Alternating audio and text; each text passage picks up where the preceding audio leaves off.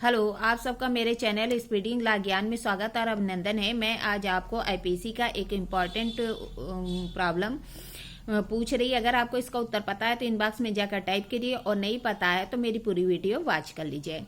अब को एक बैंक लूटने का निश्चय करते हैं। इस आशय से जरूरी औजार और हथियार भी एकत्रित कर लेते हैं। बाद में ए शहर छोड़कर कहीं और चला जाता है। ब का साथ नहीं देता तो अ ने कौन सा यदि अपराध किया है तो कौन सा। क्या कह रहा, अब मिलकर बैंक लूटने का निश्चय करते हैं।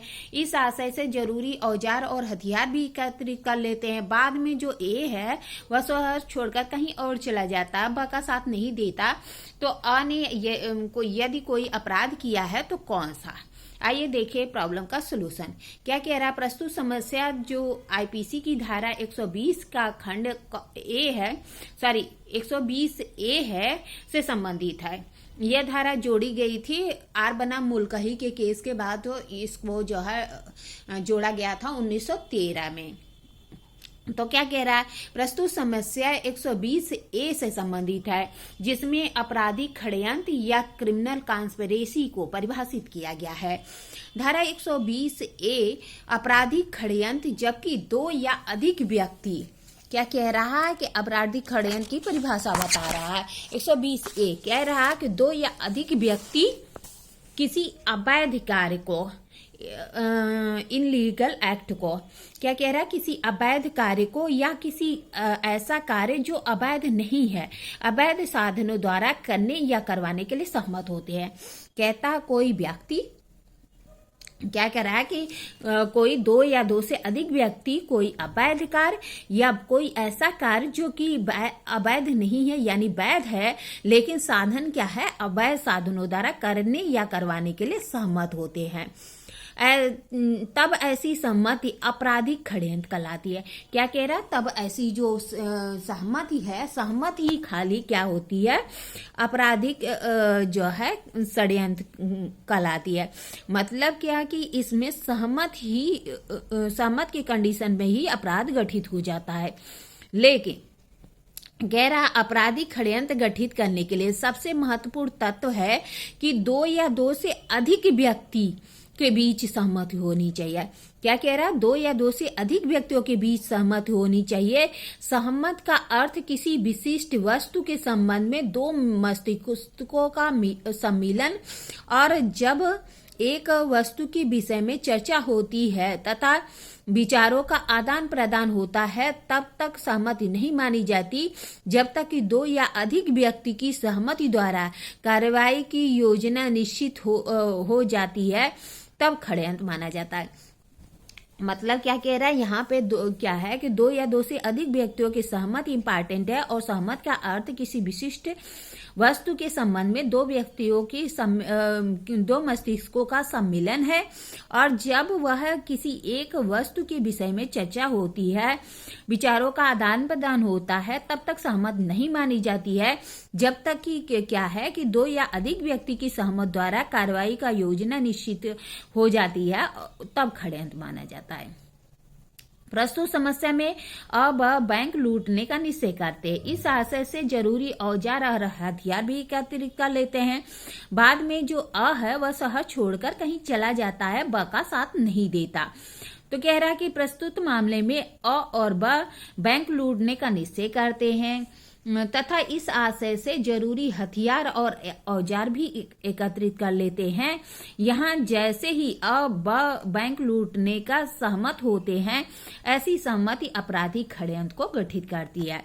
क्यों बताया था कि अपराध अगर गठित करने के लिए कोई भी सहमति कारित हो जाती है तो सहमति पर ही क्या होगा, षड्यंत्र का गठन हो जाएगा।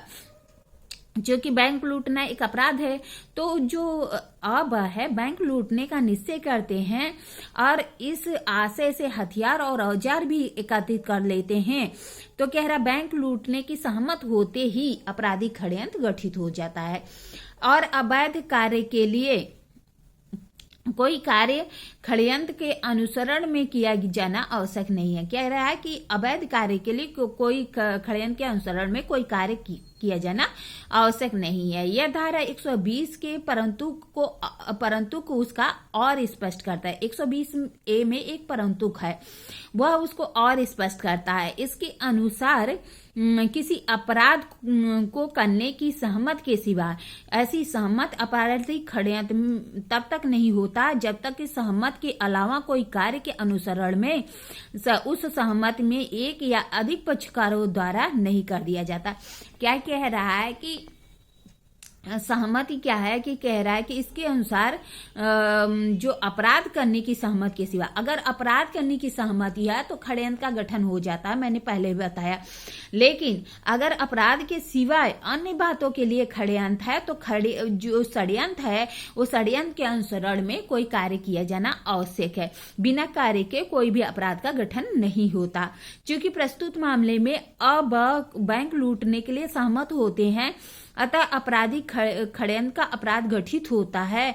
यद्यपि बाद में अब का साथ नहीं देता तथा वह सहज छोड़कर चला जाता है, फिर भी वह बैंक लूटने के कॉन्स्पिरेसी का दोषी होगा। मतलब कह रहा है कि भले ही इन दोनों में क्या है कि अपराध नहीं किया जाता है, के द्वारा वह सहज छोड़कर चला जाता है, फिर भी अगर उन दोनों में बैंक लूटने की सहमति हुई है तो सहमति से ही, क्योंकि चूंकि अपराध है और उसका परंतु बताता है कि अपराध के सिवा अन्य बातों के षड्यंत्र के अनुसरण में कार्य करना आवश्यक है। लेकिन अगर अपराध का ही कॉन्स्पिरेसी की जाती है, षड्यंत्र सहमति की जाती है तो वह क्या होगा, कॉन्स्पिरेसी का गठन करता है। मतलब कि अपराधी षड्यंत्र का अपराध का दोषी होगा। यहाँ अब ने बैंक लूटने के लिए आवश्यक औजार और हथियार जुटा लिया था, इसलिए उसका कार्य मात्र बैंक लूटने की तैयारी के लिए दंडनीय नहीं है। यहाँ अब बैंक लूटने के षड्यंत्र के लिए दोषी होंगे। क्या कह रहा है कि जो कि उसने औजार और हथियार भी जुटा लिया था तो उसकी तैयारी के लिए दोषी नहीं होगा, बल्कि वह जो अब जो है क्रिमिनल कॉन्स्पिरेसी के लिए दोषी होंगे, बैंक को लूटने के षड्यंत्र के लिए दोषी होंगे।